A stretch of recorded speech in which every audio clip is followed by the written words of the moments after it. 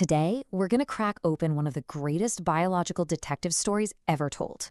This is the century-long hunt for the gene. We're going to follow the clues, from a mysterious, invisible something all the way to the complex, detailed blueprint for life itself. So let's head to the scene of the first clue.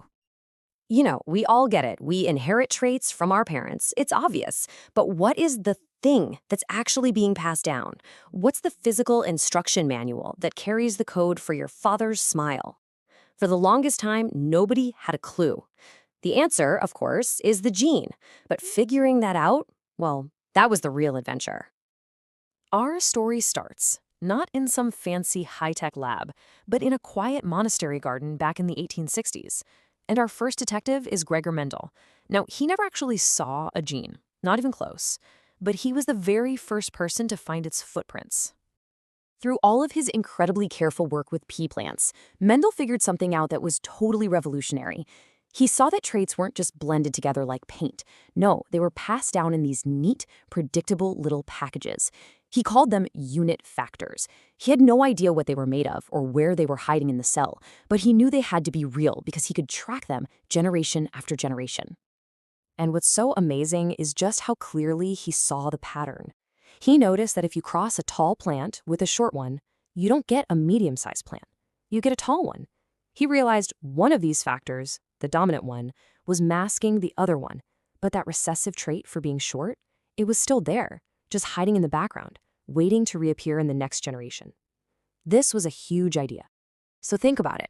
Mendel had basically figured out the rules of heredity without ever seeing the pieces on the board. He gave us the first solid clue. There are these specific, paired factors that govern our traits. And with that, the hunt for what these factors actually were was officially on.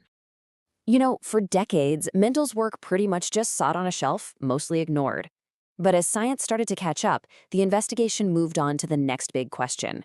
Okay, if these genes exist, what do they actually do? What's their job inside the cell? The next major break came from an English doctor, Archibald Garrod. He was studying this really peculiar disorder called alkaptonia.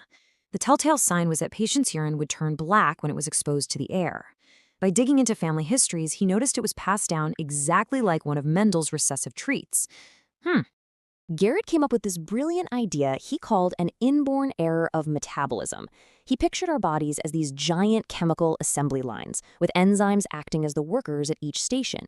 He argued that a disease like alkaptonuria was caused by a faulty gene, which then resulted in a broken enzyme. Basically, one specific worker on the assembly line wasn't showing up for their shift. So here's what was happening. In these patients, a chemical called homogentisic acid was building up. And why? Because the one specific enzyme that was supposed to break it down was completely missing. And just like that, for the very first time, a gene had a job description. Its job was to create a specific enzyme. Now, Garrett's idea was incredible, but it was still a theory. To really prove it, science needed a controlled experiment. They needed the smoking gun. And that's where George Beadle and Edward Tatum came in. And they found their proof using something you'd never expect: red bread mold. So this was the big challenge Beadle and Tatum took on. It's one thing to see a connection in humans, but it's a whole other thing to prove it in a lab. How could you possibly break one gene on purpose and then see if it breaks one specific enzyme? Their solution was just elegant. Okay, their method was brilliant. First, they blasted the bread mold with X-rays, basically just scrambling its genes at random. Then they put these new mutants on a really simple diet where the mold had to make all its own nutrients to survive. Now, if a mutant couldn't grow, that meant a gene for making some essential ingredient was now broken. And here's the clever part. They started adding nutrients back, one by one. So for example, if a mutant only started growing after they added the amino acid arginine, bam! They knew they'd found a mutant with a broken gene in its arginine factory. And you know what? It worked. It worked perfectly. They could now draw a direct line from a specific broken gene to a specific broken enzyme. This led to their powerful, simple conclusion: the one gene, one enzyme hypothesis. And this became a central pillar of genetics for decades. The gene's main job was now locked in. But you know how science works, right? The story never really ends. Even the best ideas get an upgrade over time. One gene, one enzyme was a fantastic start. But as we learned more about what proteins actually look like, it needed a little tweak. Turns out many enzymes aren't just a single molecule. They're more like complex machines built from multiple separate protein chains, which we call polypeptides. And each one of those chains needs its own genetic instruction. So, to be more precise, the hypothesis was updated. One gene codes for one polypeptide. It's a subtle change, but a really important one. And at the same time, other scientists were discovering that inheritance wasn't always this simple dominant recessive game. Sometimes traits would blend to make something new, or both traits would show up at once, like with human blood types. The simple rules were getting more complex, and the picture of how this all works was getting richer and a whole lot more interesting.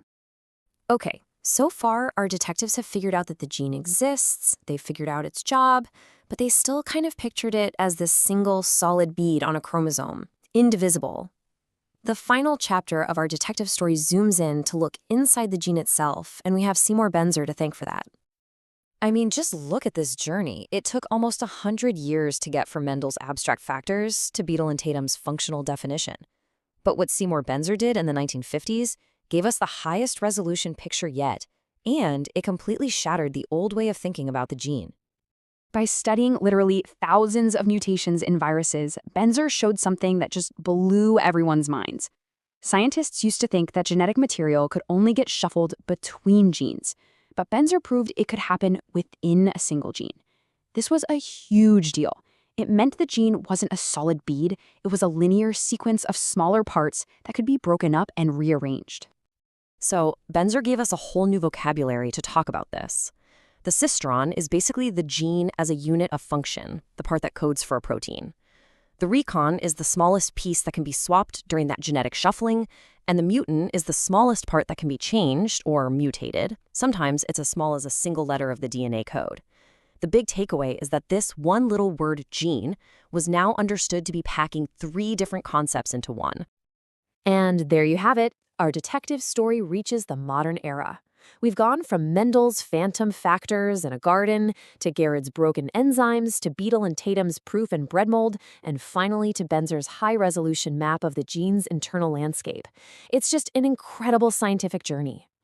Which leaves us with a final, fascinating question. Today, we know that a single gene can be read in different ways to create lots of different proteins, making the definition even more slippery. The hunt that started with a few pea plants is far from over, and one of biology's most fundamental ideas is still evolving right before our eyes.